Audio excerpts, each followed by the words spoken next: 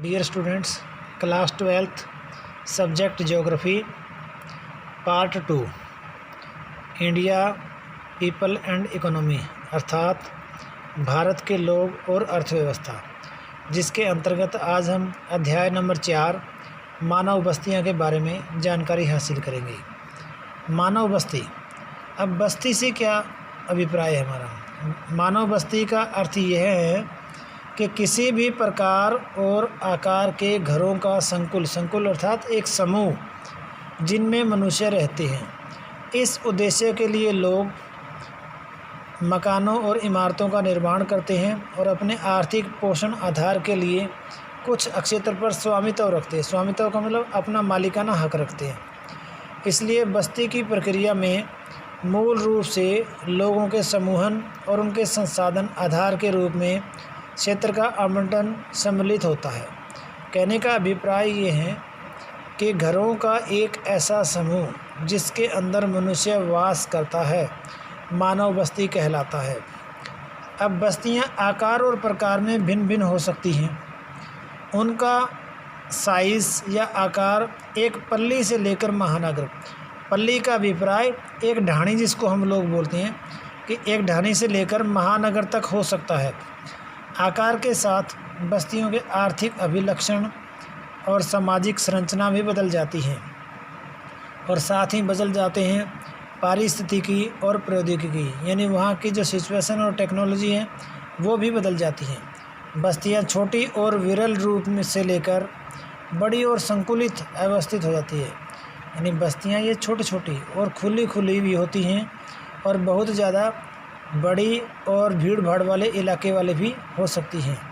विरल रूप से अव्यवस्थित छोटी बस्तियां जो कृषि अथवा अन्य प्राथमिक क्रियाकलापों में विशिष्टता प्राप्त कर लेती हैं गांव कहलाती हैं।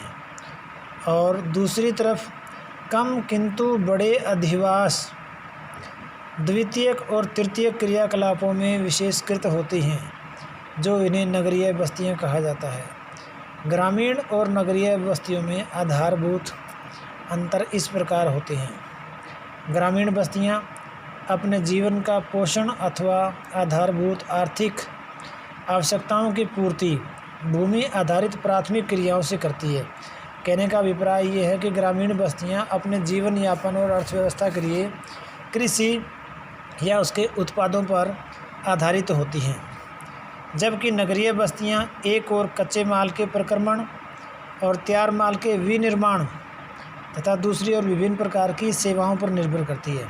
अर्थात नगरीय जो जनसंख्या है या नगरीय बस्तियां हैं वो प्राथमिक क्रियाओं से उत्पादित वस्तुओं पर आधारित होती हैं।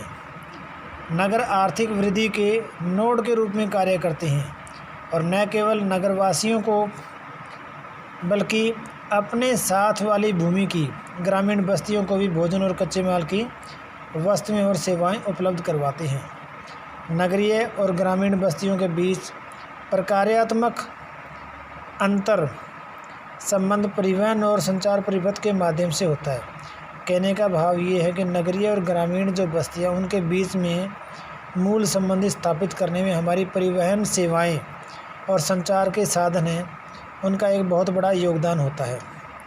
ग्रामीण और नगरीय बस्तियां सामाजिक संबंधों, अभिवृत्ति और दृष्टिकोण की दृष्टि से भी भिन्न होती हैं।